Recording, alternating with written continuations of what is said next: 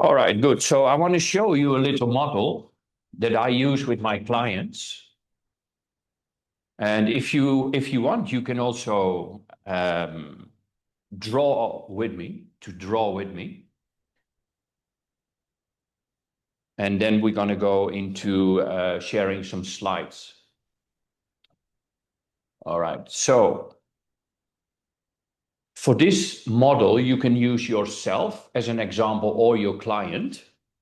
And this is a circle. And inside, you can, for example, place yourself or your client. This is Dutch, right? So it's, for example, me. This is your identity or the identity of the client.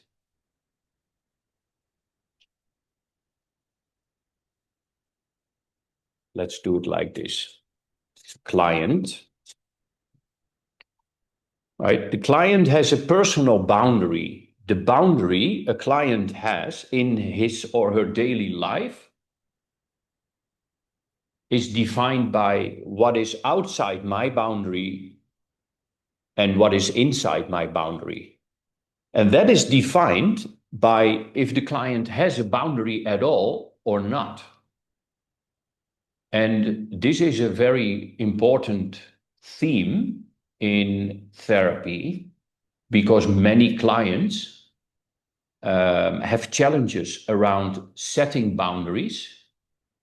And for example, the objective review technique, the blitz technique, and making use of resources, those three specifically can help the client. You can help the client to set boundaries, protect boundaries, so they protect their well-being, their self-confidence.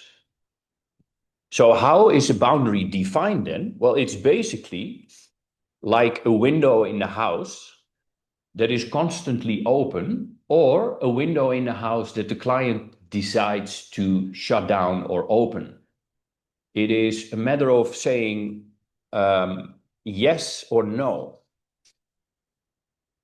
So where are you saying yes to in your life and where are you saying no to in your life is such a simple concept, but it is so powerful because every change needs to be a new yes and a no. The yes and no muscle is always involved. So if a client, for example, is tolerating a treatment from a person which is not constructive, and the client doesn't want that, it means there is a hole in the boundary. So the yes-no function needs to be adjusted, optimized. A classic one is the fear of saying no, or the fear to disappoint somebody, or I don't say no because I'm afraid to be rejected. And that fear could be the reason why the client doesn't say no. That fear could be the reason why things go in the personal boundary that hurts the client. And that's the reason why anger is there or sadness. So anger and sadness is the feedback from the unconscious mind on an energetic level that you have a boundary issue. There is something to learn. And anger and sadness is not a problem at all, although it could be problematic, but it is more a way of how do you deal when the client is angry, what meaning does this anger have? Or what is the meaning the client has about this sadness? What are the glasses, the interpretation the client has towards his or her own sadness or anger? Because when a client, and this happens a lot, hasn't learned how to deal with anger or sadness, or is ashamed for it, or ignores it, or dismisses it, or doesn't want to feel it, or whatever reason, it can be repressed, and that creates a depression. All the time, always? No, not always, but many times, depression is an effect of long periods of I don't know what to do with my anger, and I am passive with it. It's somewhere inside, and it drags me down. It is basically feeling powerless. But anger is the transformative power if we use it constructively, for example, to optimize the boundary to function in our daily life, especially in relationships, more and more optimal, which is a huge challenge. And hypnotherapy is a great tool how you can help clients to, set boundaries.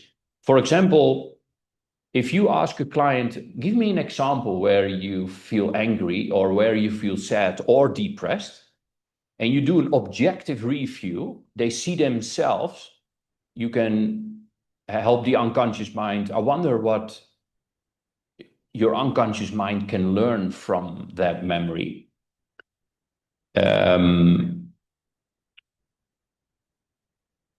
Which is a good technique. Or you ask your client, so what is it that you need in this situation? So it's more easy for you to say no. Or what do you need as a resource? So it's more easy to say yes. Most of the time it's confidence, courage, and not the fear of rejection. 9 out of 10 cases, it's always that theme. So many clients who are depressed, they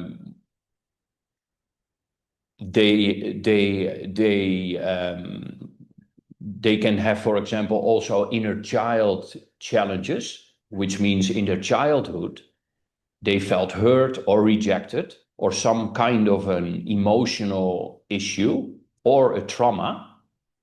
And in those 4 things I just mentioned, there is always a boundary violation and anger and sadness,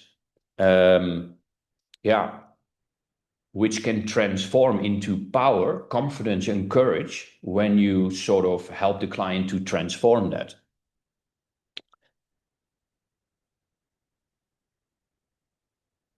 So even when the client is not depressed and just has an emotional reaction they want to change, they are sometimes too angry or they hurt somebody else and they don't want it, it's a boundary issue.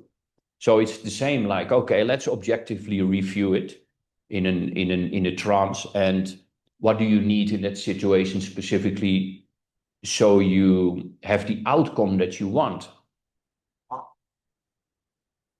So another reason why anger or sadness and even depression could be there in a client's life is because they have an unmet need. An unmet need or a value that's so important for them, but they don't feel it's fulfilled. When we have an unmet need or value that's not fulfilled, our well-being goes down. And when the well-being of the client goes down because my needs are not met, then in the beginning it feels a little bit, it feels a little empty. So the question, so what's missing, is a great question to ask. It points directly to the unmet need.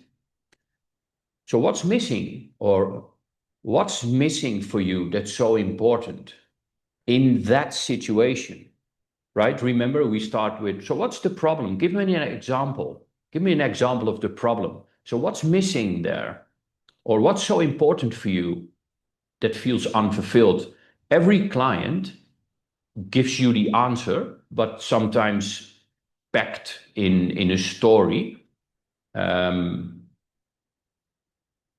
which can give your sessions much more meaning and depth, because now you can use that word, for example, that they use for that need. So what are examples of needs? Just type in the chat, what do you think could be examples of a need? a need of a client or a need of a human being. Safety, yeah, that's a big one. Understanding, that understanding is specifically in communication and relations. Think about a romantic relationship or any relationship, connection, being heard, the need of smoking. Yeah, the need of smoking is actually most of the time fulfilling a need, but can also be a need, affection, attention, right? So those are all needs or values that the unconscious mind has a strategy for to fulfill when it's not met, or when they are not taking action, or they are not assertive enough, or they are in fear. When the client is in fear, we can't meet our needs. When we have too much fear, or when we overprotect ourselves, or when we overprotect ourselves as a pattern since our childhood, for example, for rejection, when we are too afraid of rejection, yeah, we are not so open, we can't fulfill needs. So there are many reasons why that is possible. So when the need stays unmet, it can feel empty, but also it can make us sad. But sadness is not the problem. It's pointing to the need, or it's pointing to the boundary. So we have other needs like acceptance, love, respect, growing in your life, or a sense of purpose, or pleasure in your work, or the feeling of having a significance, impact on your clients, are also important needs. So when the need goes in the personal boundary, the unconscious just gives a little light, like in the cockpit of the airplane. Hey, you need to do something about that need. You need to change your perception about the situation, or you need to identify what is so important for you in that situation that you would like to fulfill. All right, so we have then, when that need is unfulfilled and the anger stays and the sadness stays, and the client has no way of changing that for whatever reason, it could also create a depression. Depression means less life. There are not so much, the client doesn't make decisions anymore, or very little decisions. The passion seems to be gone. I don't know. I don't feel passion. I used to feel so passionate, so enthusiastic about life. Most of the time could be a symptom. Yeah. You need your power to be more courageous, to come into action, basically to grow, to step out of your comfort zone, to make changes, to feel the fear and do it anyway. So what do you need as a resource to do it anyway, right? That is amazing. With your skills, you can help clients also to make them more resourceful, so they can fulfill their needs. And one question, so what's important for you that feels missing in that situation? For example, love. With that need, you can say, so what do you need to fulfill more love in your life? That's the second question in a 2-minute conversation. And then you do a session that makes a huge difference in the life of your client. So basically, when the need is fulfilled, the anger goes, the sadness goes, and the depression, of course, goes in most cases. There might be cases where depression is maybe clinical, maybe biological. I'm not sure about that. However, many cases of depression, I've helped clients to come out of it. Most of the time in 6 sessions, spread it out over 6 months, for example, where we work specifically with unmet needs and or the boundaries. Because those are the 2 themes. So the way out of this is what we call assertiveness. Assertiveness, and the definition of assertiveness in this context is, I know what I need, I accept what I need, For example, love, time, respect. I need to grow more, whatever. And I'm on my way to fulfill it in concrete action. And when you work with your clients, it's an amazing way how you can sort of walk together with them for that complete transformation, all the way to the outcome that they have in mind. So assertiveness. Assertiveness means I know my needs and I take action on it without hurting other people. Because the other way, which is the